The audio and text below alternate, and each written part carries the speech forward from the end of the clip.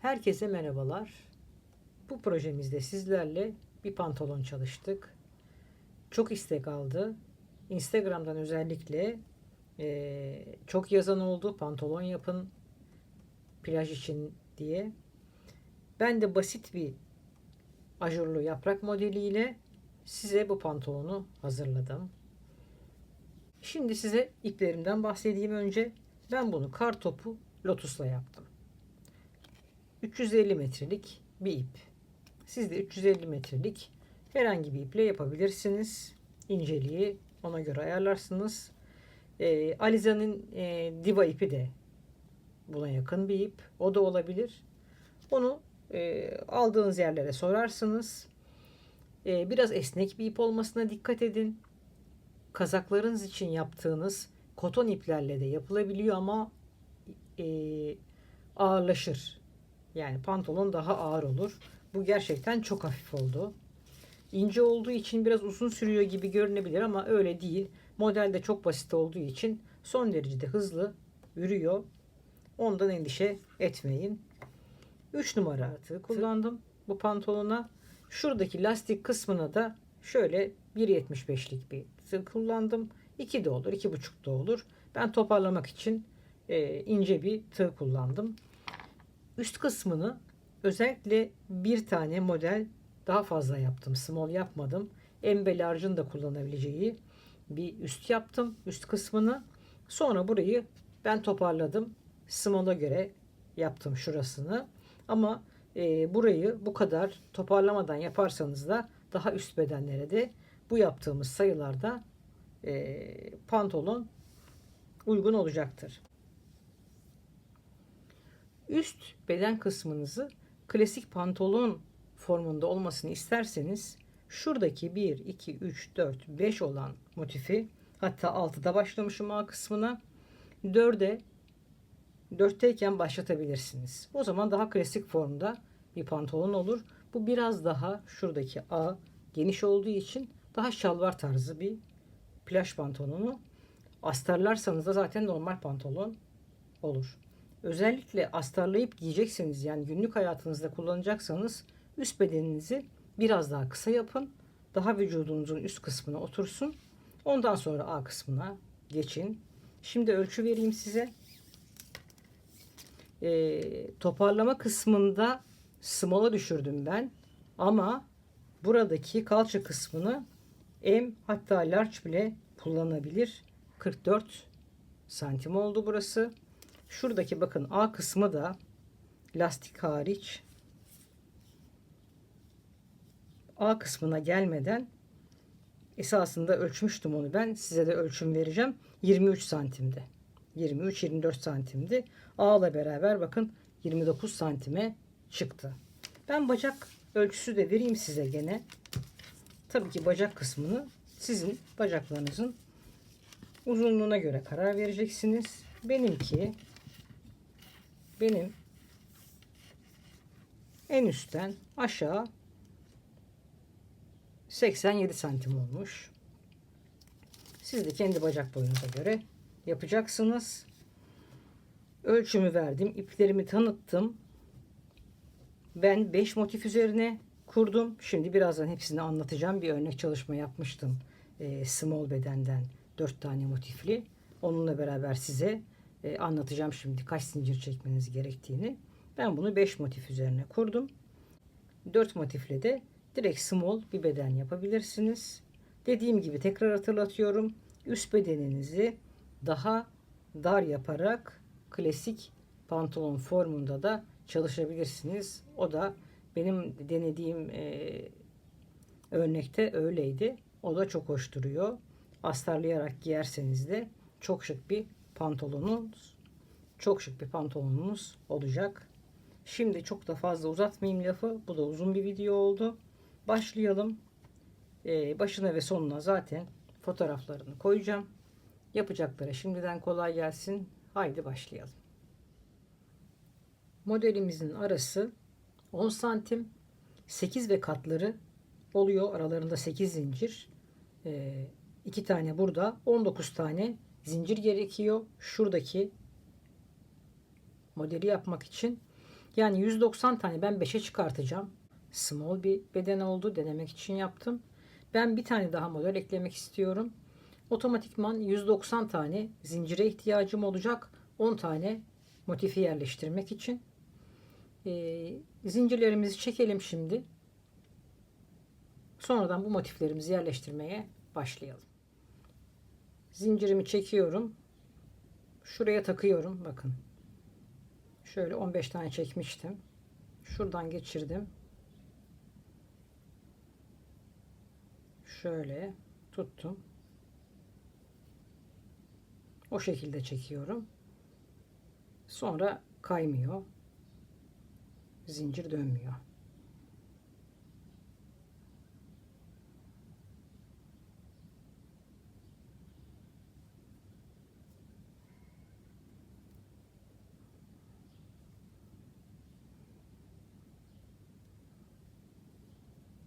Çekiyorum, geliyorum. Zincirimi çektim.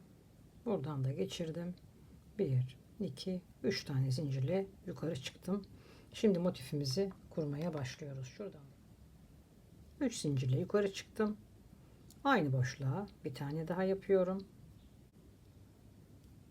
Aynı boşluğa bir tane yapıyorum.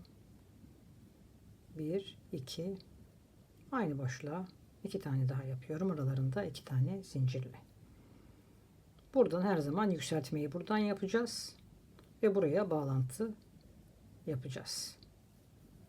Şimdi 4 tane zincir. 4 ve 1, 2, 3, 4, 5, 6, 7 atlıyorum. 8.'ye aynı göze 3 tane trabzan yapıyorum. İkili trabzan. 1, 2, 3. Aralarında 3 tane zincir çekiyorum. 1, 2 atlıyorum. Üçüncüye aynı boşluğa 3 tane ikili trabzan yapıyorum.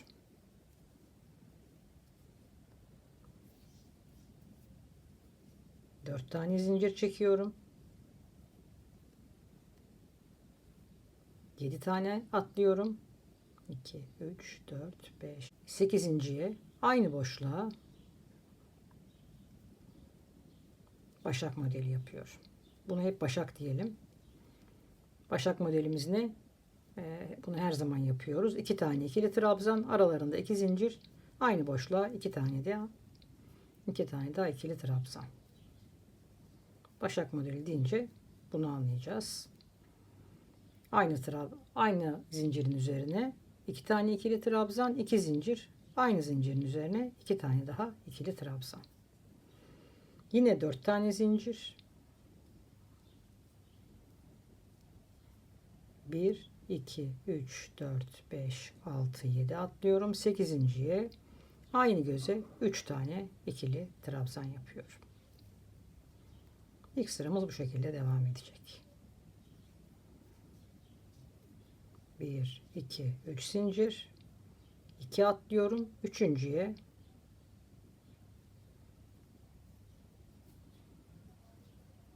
aynı göze 3 tane ikili trabzan. 1, 2, 3, 4 zincir. 1, 2, 3, 4, 5, 6, 7 atlıyorum. 8.'ye bir tane başak yapıyorum.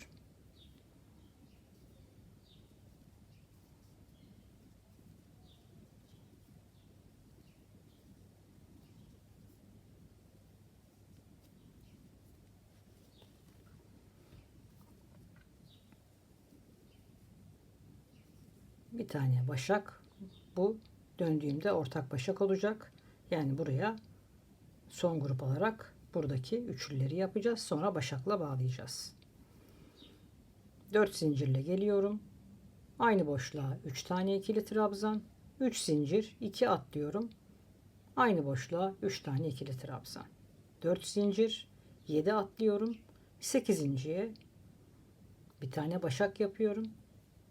4 zincir çekiyorum. 7 atlıyorum. 8.'ye aynı göze 3 tane ikili trabzan, 3 zincir, 2 atlayarak aynı göze 3 tane ikili trabzan, sonra 4 zincir başak. Bakın bu şekilde sıra sonuna kadar gidelim. Şimdi sıra başına geldiğimizde, daha doğrusu sıra başına yaklaştığımda tekrardan görüşelim. Şimdi yine 4 zincir başaktan sonra 7 atlıyorum. 8.'ye bir tane aynı göze 3 tane ikili trabzan,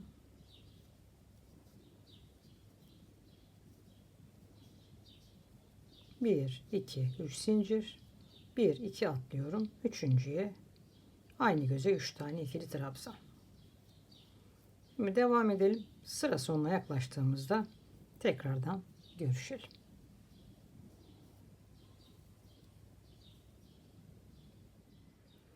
Üçlü gruplarımı yaptım. En son sıranın sonuna geldim. 3 tane aynı zincire 3 zincir, 2 tane zincir atlayıp 3 tane aynı boşluğa ikili trabzanımı yaptım. 4 tane zincirimi çektim ve 8 tane zincir kaldı burada. Baştaki, en başta başladığım başa dolamadan en baştaki trabzanın üzerine kaydırarak geçtim ve yine kaydırarak tam ortasına geldim. İkinci sırama geçiyorum. Şimdi gelin, 10 tane grup yaptım 190 zincirin üzerine. Onları bir sayalım sizle. Şöyle bir zincirimi çek. Şu iki tane başağımın arası, iki başağımla beraber 1 2 3 4 5 6 7 8 9 ve 10.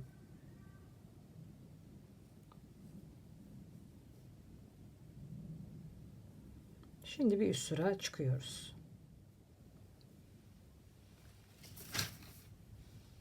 3 zincirle yukarı çıktım. Aynı boşluğa başağımı yapıyorum.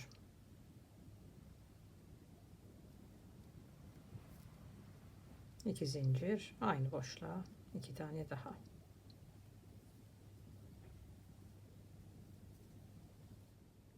Başağımızı yaptık. Karşımızda 2 tane üçlü grubumuz var. Şimdi bu gruplarımızı 5'e çıkartacağız. 3 zincirle tam ortasına bir tane ikili trabzan, 3 zincirle bu grubumuzu 5'e çıkartacağız. Aralarda 2 tane zincir olacak geçişlerimizde. Bunu nasıl 5'e çıkartıyorum? 2 tane başa, bir tane ortaya, 2 tane başa.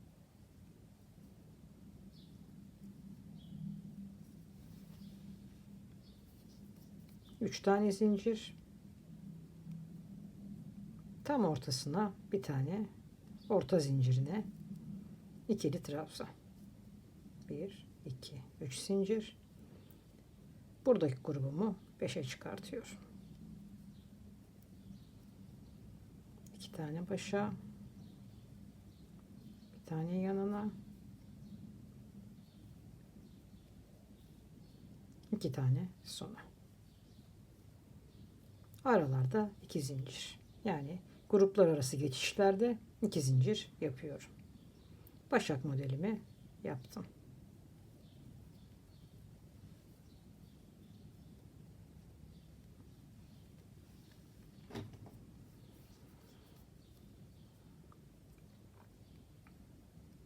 Başak modelimi yapıyorum. 2 tane zincir, yine karşıma 5'e çıkartacağım bölüm geldi. Bu sıramızda bu şekilde olacak. 2 başa, bir tane yanındakine, 2 tane sona.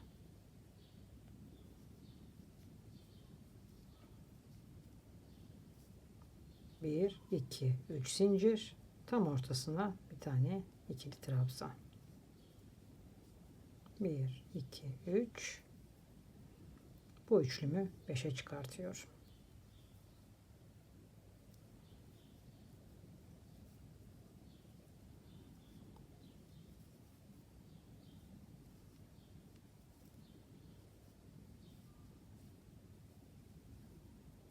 Bir, iki tane ve başak. Sıra sonuna kadar bu şekilde yapalım.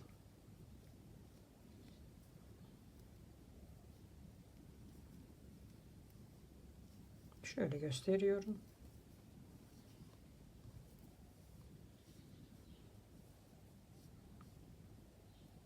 Aralarda motif aralarına geçerken 2 zincir kullanıyoruz. Başaktan sonra 2 zincirle üçlü grubumu 5'e çıkartıyorum. 3 zincirle tam ortaya bir tane ikili trabzan, 3 zincirle beşli ikili trabzan yapıyorum burayı. 2 zincirle başak. Bu şekilde sıra sonuna kadar gelelim. Bir üst turda yeniden görüşelim. Sıranın sonuna geldim. 2 tane zincir çekiyorum ve üzerine almadan direkt ilk trabzandan kaydırmayla geçiş yapıyorum ve boşluğuma geldim. 3 zincir, 3. sıramıza başlıyoruz. Başak modelim.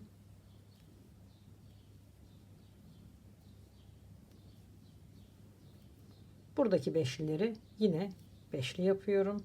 Aralarında 2 tane zincir. Beşli trabzanlarımın üzerine beşli trabzan yapıyorum.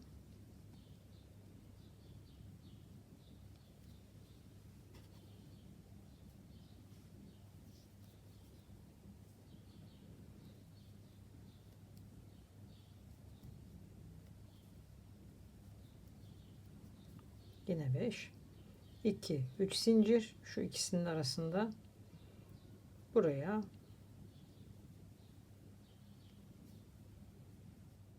ortadaki tek olan ikili trabzanımın üzerine 3 tane aralarında bir zincir olan trabzan yapacağım. Biri yaptım. Bir tane zincir. Yine aynı boşluğa. Bir tane zincir. Yine aynı boşluğa.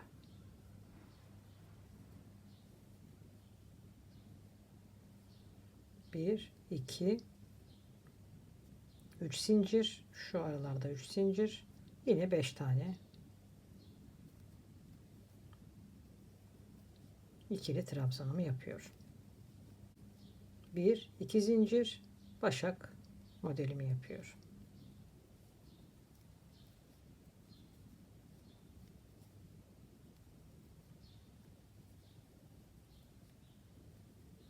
Bir, iki zincir. Yine beşli gruplarımın olduğu yerdeyim. Beşli gruplarımın üzerine 5 tane ikili trabzan yapıyorum. 3 zincirle tekli trabzanıma geleyim, bir kere daha göstereyim. 5 tane ikili trabzan.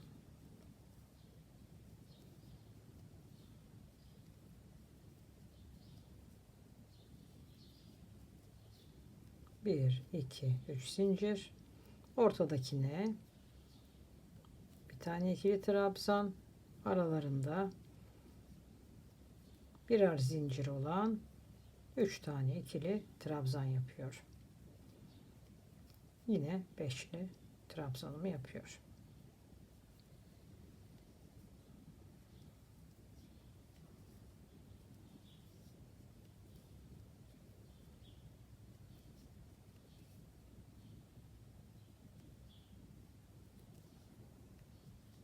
İki tane zincir, başak.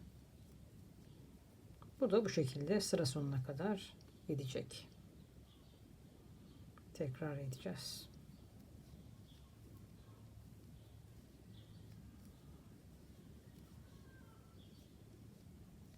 Şöyle bir göstereyim. 2 zincirle beşli trabzanlarımı yapacağım. 3 zincirle tek olan trabzanımı aralarında bir zincirle 3'e çıkartacağım. Sonra 3 zincirle yine 5 tane ikili trabzan, 2 zincirle başak. Bu şekilde sıra sonuna kadar gidelim. Sıramız bitti. Bağlantımı yaptım. 3 tane zincirle yukarı çıktım ve başak modelimi yapıyorum. Bu sırada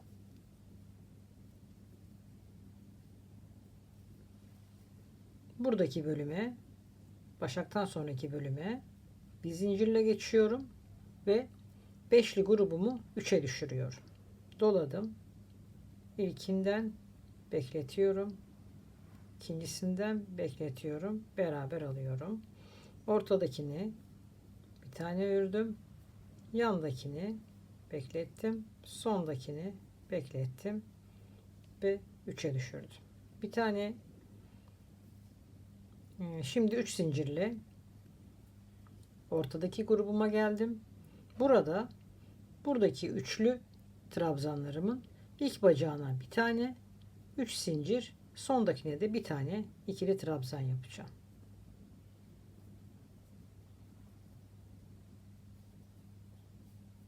Bir, iki, üç. Sondakine de bir tane yaptım. 1, 2, 3 ile diğer 5'e geçtim. Bunları da bir, ikinciyi de beklettim. Topladım. Ortadakine bir tane yaptım tek. Sondaki 2'yi de toplayarak 3'e düşürdüm. Bir tane zincirle başak modelimi yapıyorum.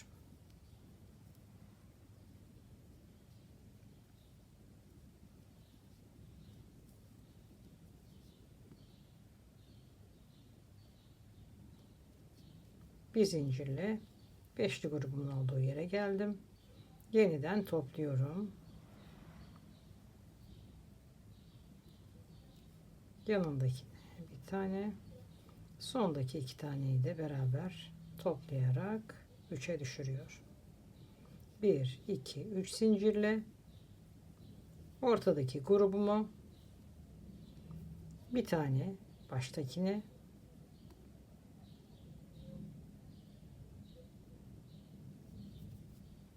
bir tane baştakine,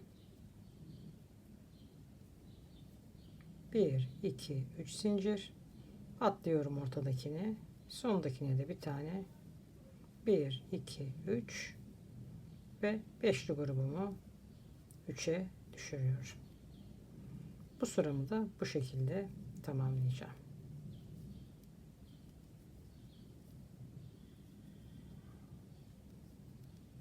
Bir zincirle başağımı yapıyorum.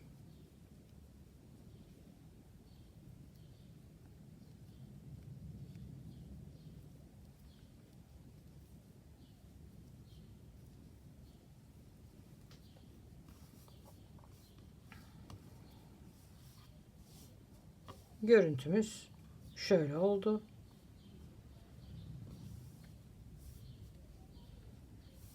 Beşli gruplarımı bir zincirle başaktan sonra geçiş sağlıyorum ve 3'e düşürüyorum. 3 zincirle ortadaki üçlü trabzanlarımın ilk bacağına tek trabzan, 3 zincir, yanındakine de sondakine de tek trabzan, ikili trabzan yapıyorum. 3 zincirle 5 trabzanlarımı 3'e, yanındakine geçerken başağıma tek zincirle başak. Bu şekilde sıra sonuna kadar gidelim. Bir tane zincir çektim. Sıranın başındaki trabzanıma tutturdum ve ortaya geldim. 1, 2, 3. Artık bundan sonra standart devam edecek. Burasını artık kapattık. Beşlilerimizi. Bunlara şimdi üçlü yapacağım. Aralarına yeniden bir tane trabzan yapacağım yeni açılımlar için. Bu şekilde devam edecek. Kapattık bu sırayı. Üçle. Bundan sonra başak modelimi yaptıktan sonra 4 zincirle burayı atlıyorum ve tek yaptığım trabzanlarıma üçler yapıyorum. Onların arasına 3 zincir çekiyorum gene. Yine bu tarafa 3 yapıyorum. Sonra 4 zincirle başağımı yapıyorum ve bu şekilde devam ediyor. Gelin başlayalım şimdi. Yani başa döndük ve tekrara. Hep aynı. Bu sefer kolay bir model seçtim. Çünkü pantolon kolay değil.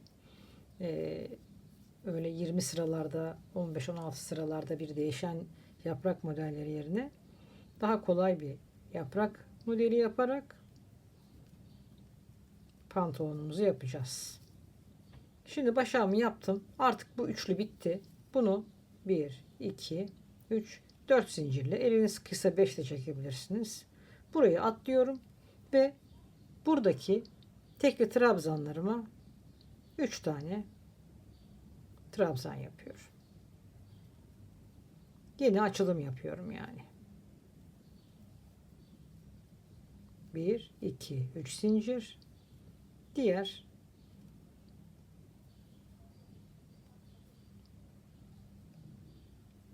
trabzanıma 3 tane trabzan. Bundan sonraki sıra ne yapacağız? Bunları 5'e çıkartacağız. Ortaya bir tane tekli yapacağız. Daha önce de yaptığımız gibi. Artık her şey tekrar.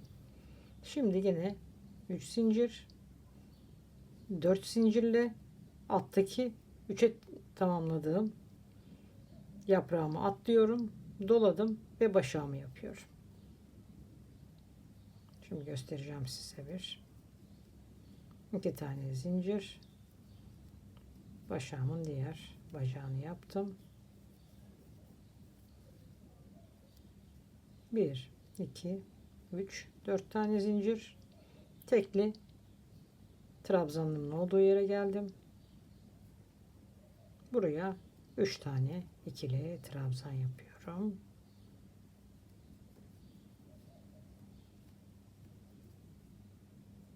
Atlıyorum ve hemen karşısındaki yine tek trabzanın olduğu yere 3 tane daha trabzan yapıyorum. Şöyle bir bakalım.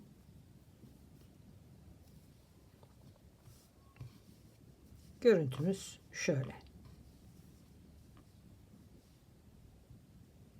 Başlangıçta başağımı yaptım. 4 zincirle alttaki grubumu atladım, kapattım çünkü onları. Buradaki 2 tane trabzanımın üzerine 3'er tane ikili trabzan yaptım. Aralarında 3 zincir var. 4 zincirle başağımı yaptım. 4 zincirle yine 3 tane ikili trabzanımı yaptım. Bu şekilde sıra sonuna kadar gelelim. Bir kere daha bir başlangıç göstereyim. Ondan sonra zaten devam edeceksiniz. Şablonda vereceğim size. Başlangıca geldim. 4 zincirimi çektim ve en baştaki trabzanıma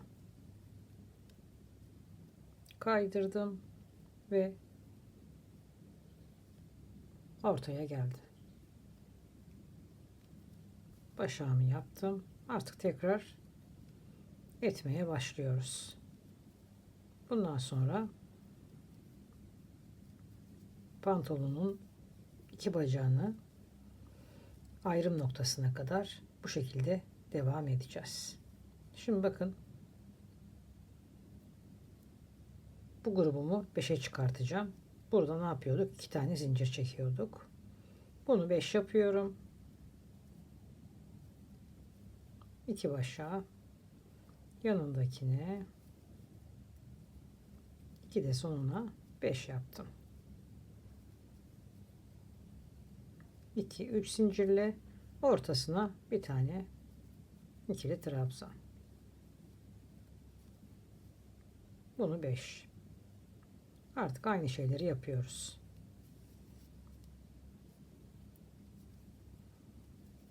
Bundan sonraki sıra bir tane daha 5 yapacağım. O sırada burada açılım yapacağım. Yani tekrar etmeye başladık. Başağımı yapıyorum.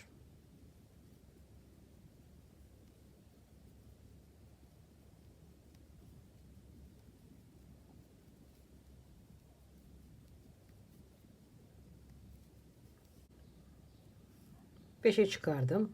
3 zincirle yukarı çıkıyorum. Ortaya bir tane ikili trabzan yapıyorum. Aynı şeyleri yapmaya devam ediyoruz. Üçlü gruplarımı 5'e çıkartacağım. Aralarına 3 zincirle trabzan yapacağım. Bundan sonra artık tekrar edeceğiz. Bir kere daha beşli trabzan yapacağım. İkinci beşli trabzanımda ortadaki grubumu 3 tane ikili trabzan yapacağım aralarında bir zincirle. Yine beşli trabzanlarım, sonra başaklarım. Sonra beşli grubumu 3'e düşürüyorum. Bakın görüyorsunuz, artık örnekler de var. Ondan sonra 3'e düşürdüğüm sırada da birer trabzan yapıyorum. Başına ve sonuna aralarına 3 zincirle. Ondan sonra da o üçlü grubumu 5'e çıkartıyorum. Aynı şeyi tekrar ediyorum. Gördüğünüz gibi. Şimdi bir süre gidelim. İlerletelim. Pantolonu ayırma noktasında A kısmında görüşeceğiz. Pantolonumuzun ayrım kısmına geldim. Şöyle bir ölçü vereyim. Benim bacağı ayıracağım, iki bacağı da ayıracağım yer 23 ile 24 santim arasında olabilir. Ben 23 santim yapmışım. Ben şimdi bakın 5 tane burada 1, 2, 3, 4, şöyle bir göstereyim size önce bir. 1, 2, 3, 4, 5. 5 tane de arkada var. Fakat ben ayrımı şuradan yapmak istiyorum. Yani tam bu ortadan da ikiye bölüp yapabilirsiniz. Şundan da, ama ayrımı şu başak modelinden yapmak istiyorum. O yüzden burayı şöyle ortalıyorum. Tam ortalıyoruz önce. Şöyle bakıyorum. Bedenleri eşit olarak arkada, önde, bakın başaklar, yaprakların olduğu yer, tam ortası gene başak, yapraklarımın olduğu yer, başak, yaprağımın olduğu yer ve başakla yaprağımın yarısı, başakla yaprağımın iki yanı. Ben bu şekilde ortalıyorum. Döndürdüm. Burası kaldığım yer.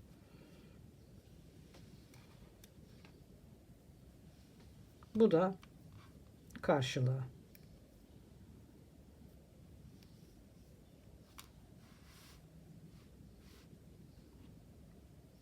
Burada bir şimdi A kısmını yapacağız. A kısmı için 1, 2, 3, 4 tane zincirle yukarı çıktım. Geri dönüyorum. Bunun içine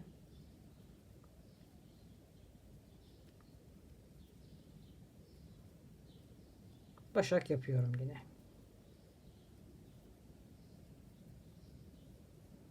Bakın burada şununla beraber 3 var ya, bir tane zincir, bir tane daha yaptım. Şöyle bir görüntüm oldu yani. Sonradan şu aralarda çalışma yapacağız. Hem bunda hem bunda. 2, 3.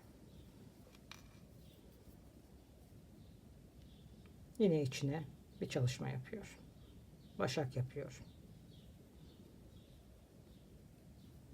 Şimdi onu size bir anlatayım. Bir de görsel olarak görün.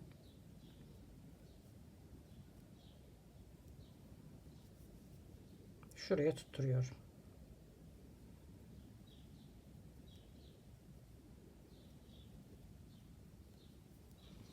Şurada göstereceğim size şimdi. Orada yaparken de bakın, burada şuradaki ağlarımı, ağım için, pantolonumun ağası için burada 1, 2, 3, 4, 5, 6 tane şu başaktan yapmışım. Bu başak modelimi yanında şöyle boşluklarla yapıyorum.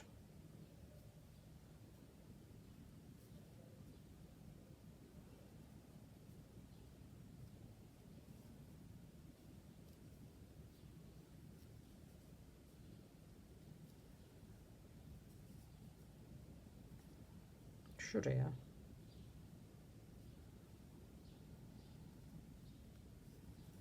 Bir, iki, üç.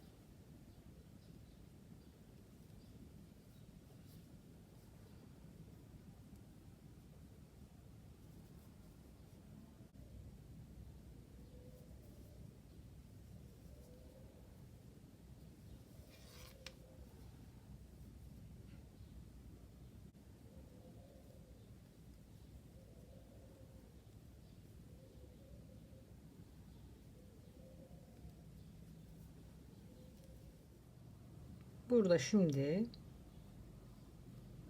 1, 2, 3, 4, 5, 6. Şunu da sonra mı yapmışım? Evet, 7 tane yapmışım. 1, 2, 3, 4, 5, 6, 7 tane yapmışım. Şimdi bu benim iki bacağımın ayrıldığı ve A kısmımın olduğu yer olacak. Buradaki boşluklara da buradaki motifimi yerleştireceğim. Ama onun için şöyle bir tutturuyorum önce buraya. Şöyle aldım. Bir kısmını dikebilirsiniz de iğne iplikle burayı. Önce sonra başlayabilirsiniz. Ben şimdilik şöyle tutturuyorum. Ve gene ön yüzden devam ediyorum. Buradan devam ediyorum. Buradan değil. Buradan devam ediyorum. Şimdi ne yapmışım ben? Burada beşlim varmış. Onun bir hesabını yapalım. Şimdi benim buraya başak yapmam lazım bir tane. Sonra beşli grubumu, sonra şuradaki iki bacağımı, artık buraya iki tane bacak yapmam gerekiyor. O sıradayım çünkü. O yüzden iki tane ikili trabzan yapmam gerekiyor. Sonra bir beşli daha, başak ve beşli. Burayı o şekilde, siz de nerede kaldıysanız o şekilde ayarlayarak devam ettirin. Ben şimdi şuradan aldım, birleştirdim. Hemen buraya bir tane başak yapıyorum. İlk oluşturduğum şuradaki boşluklardan birine iki tane yaptım. 2 zincir.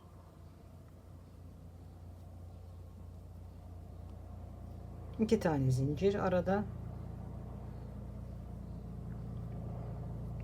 Şunu atlıyorum bir tanesini. Buraya beşli yapıyorum. Buradaki bu A kısmında bunu ikinci beş gibi düşüneceğim. Esasında görüyorsunuz burada ikinci beşimi yapacağım. Ama ben bunu ikinci beşmiş gibi düşünüp o şekilde devam edeceğim. 1, 2, 3, 4, 5, 2. Hemen şuraya bir tane bacak. Bir tane de şunun üzerine ikili trabzan yaptım. Arada 3 zincirle. Yani şimdi burada da ondan yapacağım. Şu arada da onlardan yapacağım zaten. O sıradayım. 1, 2 zincir. Yine 5 yapıyorum.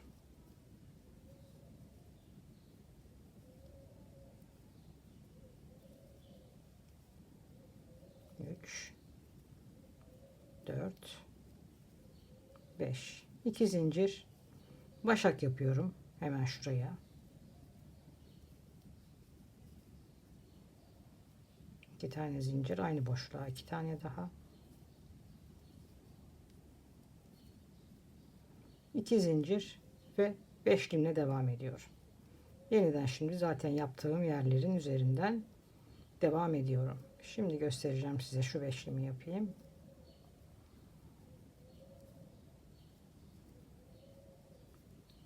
Bakın şimdi şöyle bir görüntümüz oldu. Bacağımı ayırdım. İki bedeni, yani şu üst bedenimizi iki tane ayırdık. Bu kısmını şimdi devam edeceğim. Bu bacağı bitirdikten sonra burada yaptığım aynı işlemi şurada da, burayı da birbirine bağlı yaparak burada da başlatacağım. Aynı şu yaptığım işlemi ve bu bacağımı da yapacağım. Tabi oraya geldiğimde gene göstereceğim size. Bakın şöyle bir görüntüm oldu. Başlarken bir dikkat edin, mutlaka sayın. Ben şimdi 6-7 tane yapmışım buraya. Siz de, ben de deneyerek yaptım. Bir 6 tane yapın, bir bağlantı yapın. Bedeninize giyin ya da yaptığınız kişi bedenine giysin.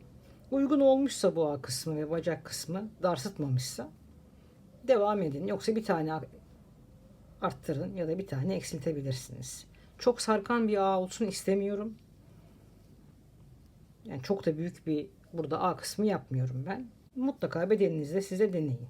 Şimdi 2 tane zincir ve 1, 2, 3, 1, 2. Bakın bu 2'yi burada da yaptım. Şimdi burada bir dahaki sırada bunlara ne yapıyorsam burada da onlara aynısını yapacağım. Sadece burada farkı 2 tane 5 vardı. Burada tek 5'in üzerine kuracağım. Yani yarım bir 5'in üzerine kuracağım yeni motifi. Ve 5'imi yapıyorum. Ben şimdi sıra başına geleyim gene. Yeniden size göstereceğim. Burası zaten devam ettiğimiz yer. 2 tane zincir, başak modeli. Başladığım yere yaklaştım. 2 zincirli, gene 5 tane.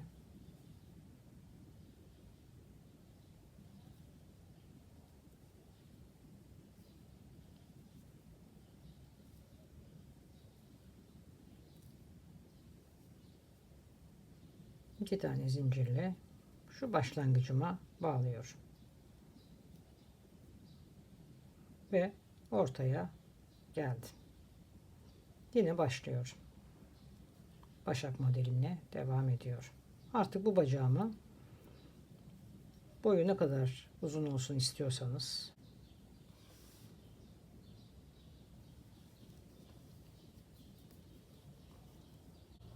şimdi burada 5'i topluyorum. Şunu da ne yapıyorum? Bir tane zincirle, esasında 2 olmalı ama tek. Bunu da 3'e düşürüyorum. Baştaki ikisini bir aldım. Ortadakine, sondakine de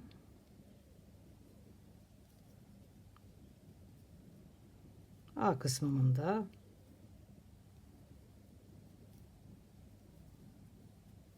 yapraklarını yapıyorum. Zaten artık döne döne gidiyoruz.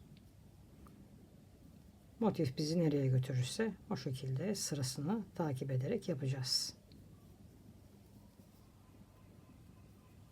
5'imi 3'e düşürdüm.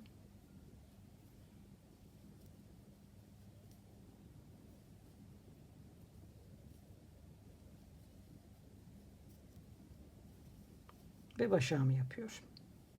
Bir tane zincir, beşli grubumu topluyorum.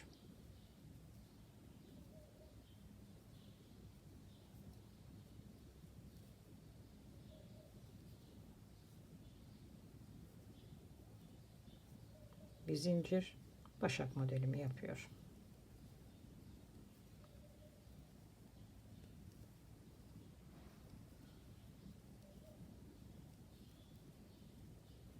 Bir zincir, beşli modelimi geçtim.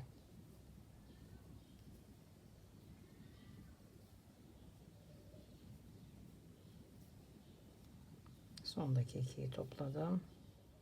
Bu şekilde artık bacak kısmını ayırdığımız yerde de motifimizi oturttuk. Aynı şeyleri yapmaya devam edeceğiz. Ben şimdi gideyim, bu bacağımı bitireyim. Size bacağımı uzatıyorum. Size santim vereceğim bittiğinde, en başta zaten. Sonunda vermeyeceğim, başta vereceğim. Tabii ki kendi bacak boyunuza göre yapacaksınız. Şimdi burada ikinci kısma başlayalım bacağımızın. Aynı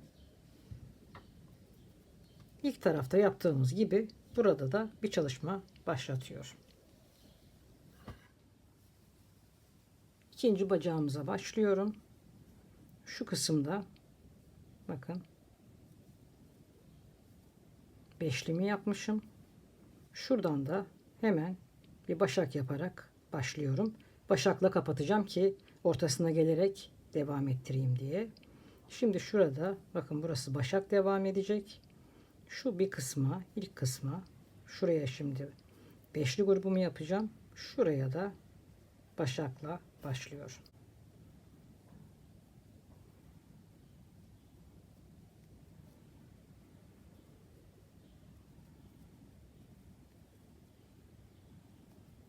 İki tane zincir.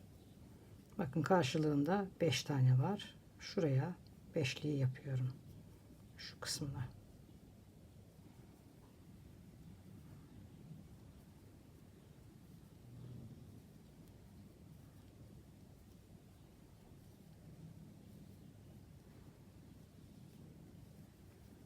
Üç. Şimdi bakın karşılığında ne var? 2 tane çubuğum var. Şunları yapıyorum şimdi buraya. Bir tane buraya. Bir tane de şuraya. Şimdi yeniden beşli yapmam gerekiyor. Bakın. Şuradaki beşliği şu karşılığını hemen yapıyorum.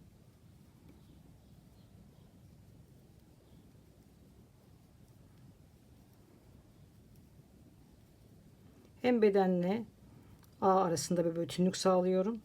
O iki bacakta. Ama bu sefer daha kolay çünkü karşılıklarını görüyoruz. Şimdi iki tane zincir çektim ve başağımı devam ettiriyorum.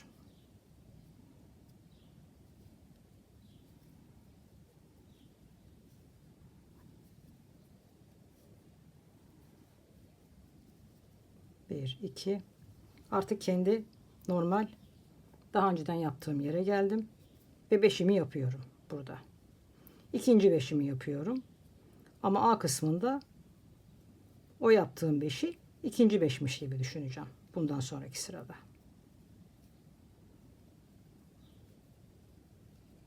Üç zincir, iki tane çubuk yapıyorum. A kısmında da yaptığım gibi.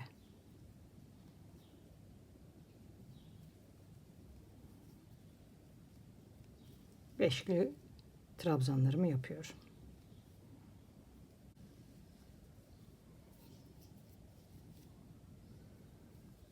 Şu anda normal yaptığım bedendeki o kısımdayım.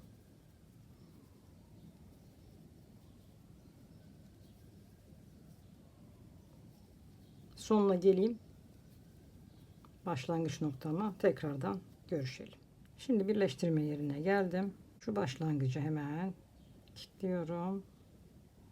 Ortaya geldim. Yeni başak modelim ve devam ediyorum. Bundan sonrası artık aynı motif nasılsa o şekilde devam edecek. Bu beşlimi artık üçlüye düşüreceğim. Tekli ama burada tek gidiyordum. Bunların üzerine iki tane üç yapacağım. Aralarında 3 zincirle bunları üçlüye düşüreceğim. Artık arada bir tane zincir var üçlüye düşürürken gibi devam edecek. Aynı bu bacağımdaki gibi. Burada da bakın aynısını yapmışım.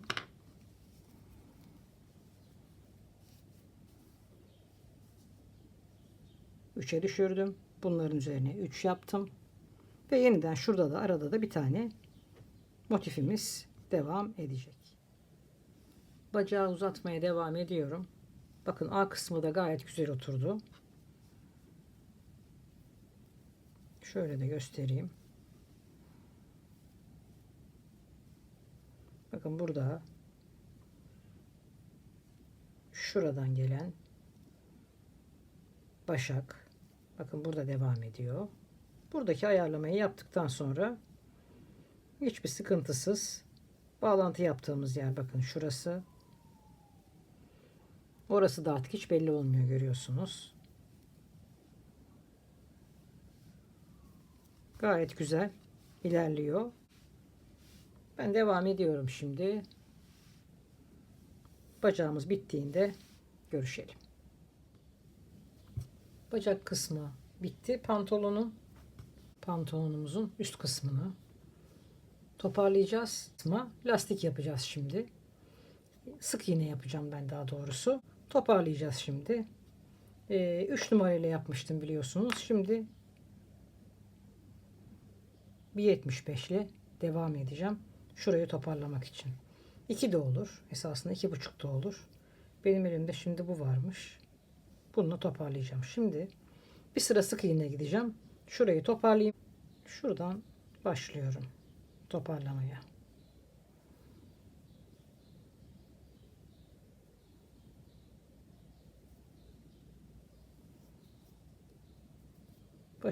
En başında zaten size ölçü vereceğim.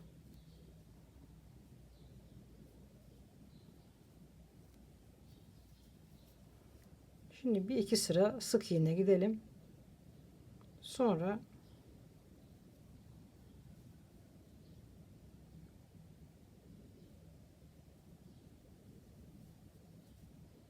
şuradaki boşluklara mesela 2 tane yapıyorum. Artık buradaki kemer kısmını siz kendi bedeninize göre yapacaksınız.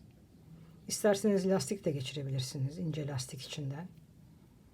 Yani bunu şöyle şurayı kalın yapıp içinden lastik de geçirebilirsiniz. Ben şöyle ince bir kordon yapacağım.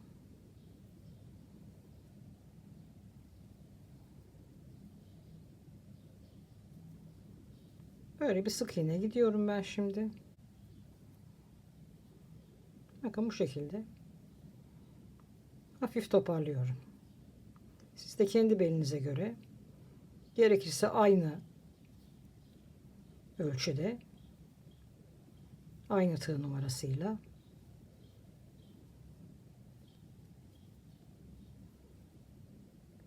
ana belin buradaki buraya sadık kalarak da devam edebilirsiniz ama ben tabii toparlıyorum. Ama özellikle üst beden kısmına biraz büyük çalıştım. M ya da large'lar da bununla devam edebilecek bu sayılarda.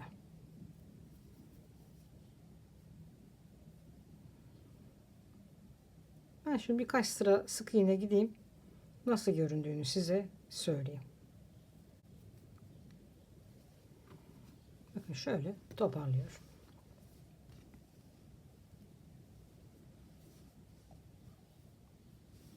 Bir iki sıra gittikten sonra tekrardan görüşelim.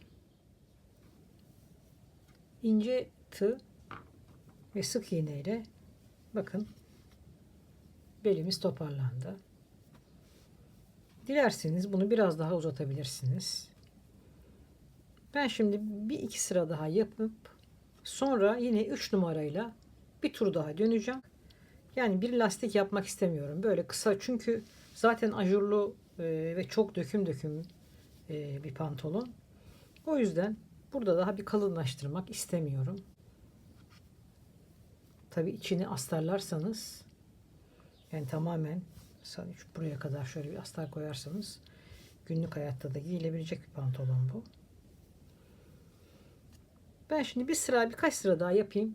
Ondan sonra artık ölçümlerde ve kapanışta görüşelim. Bir projemizin daha sonuna geldik. Umarım beğenmişsinizdir. Yapacaklara kolay gelsin. Kendinize iyi bakın. Sağlıcakla kalın. Hoşça kalın.